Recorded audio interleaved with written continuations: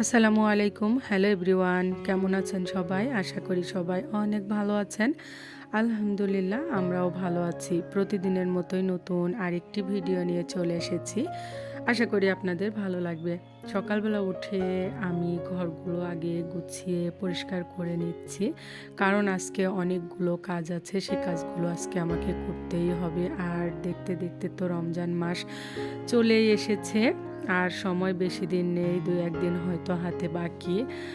এই মাঝে আমাকে সব কিছু গুছিয়ে নিতে হবে। আর আমি ভেবেছিলাম এক, আর আমার সাথে হয়ে গেল আরেক। আমি অনেক দিন ধরেই ভাবতেছিলাম যে আমি রমজানের আগে সব কিছু গুছিয়ে পরিপাটি করে নেব নিজের মতো করে, কিন্তু সেটা আর আমার হয়ে উঠল না, কারণ বাড়িটা এলোমেলো করে নিয়েছিলাম, সেগুলো এখনও কমপ্লিট করে উঠতে পারিনি। যার কারণে আমার এদিকে হচ্ছে না গোছানো। তো যাই হোক, আজকে ভেবেছি কিছুটা গোছগাছ করে নিব, না করলেই নয়, সেগুলো করে নিব। তো সকালে উঠে আমি আগে আমার সংসারের যে প্রতিদিনের রুটিন সেটা কমপ্লিট করে নিলাম, গুছিয়ে পরিষ্কার পরিচ্ছন্ন করে।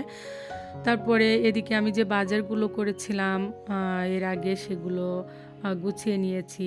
আর আজকে যে হচ্ছে শুকনা বাজারগুলো করেছি, এগুলো তো আনতে আনতে তো সন্ধ্যা হয়ে গিয়েছিল, আর গোছাতে পারিনি, সেগুলো আজকে গুছিয়ে নিব।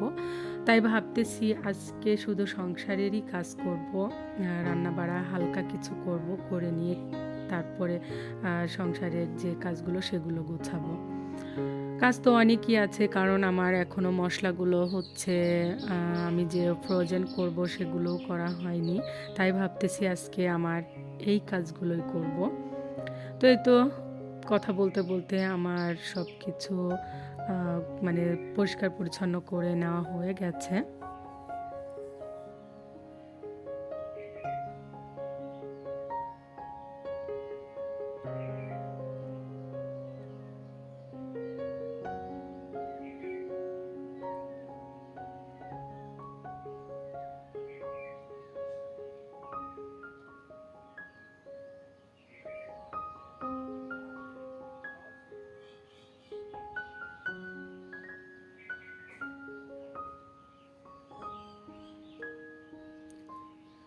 এদিকে আমার হাঁসগুলো অনেক ডাকাডাকি শুরু করে দিয়েছে, কারণ অনেক বেলা হয়ে গেছে, ওদেরকেও বের করে দিতে হবে।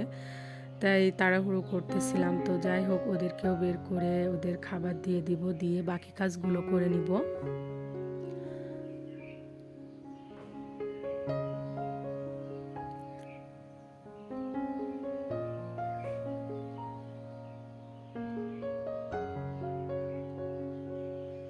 এদিকে ওদের খেতে দিয়ে এসে আমাদের জন্য নাস্তা রেডি করে নিচ্ছি। দুধ তো উতলে হচ্ছে, আজকে আমার চুলাটাই নষ্ট হয়ে গেছে। তো যাই হোক, এদিকে নাস্তা রেডি করে নিয়েছি, নিয়ে আমি আর আমার ছেলে খেতে বসেছি। তো নাস্তা শেষ করে মানে একটু ভাত বসিয়ে দিব, দিয়ে তারপরে আমার যে বাজারগুলো এনেছি সেগুলো গুছিয়ে নিব।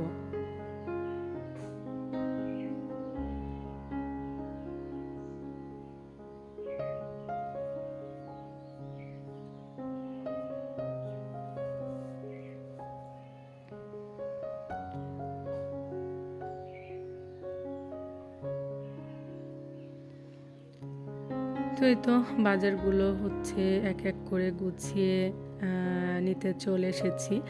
আসলে এগুলো যদি সুন্দর করে গোছগাছ করে হাতের কাছে রেখে দেওয়া হয় তাহলে অনেকটা সুবিধে হয়ে যায়, এটা সবাই জানে। তো আমিও ভাবলাম যে এগুলো গুছিয়ে নিয়ে আমার মানে হাতের কাছে রেখে দিব, যাতে আমি যেটা যখন প্রয়োজন আমি নিয়ে সেটা ব্যবহার করতে পারবো।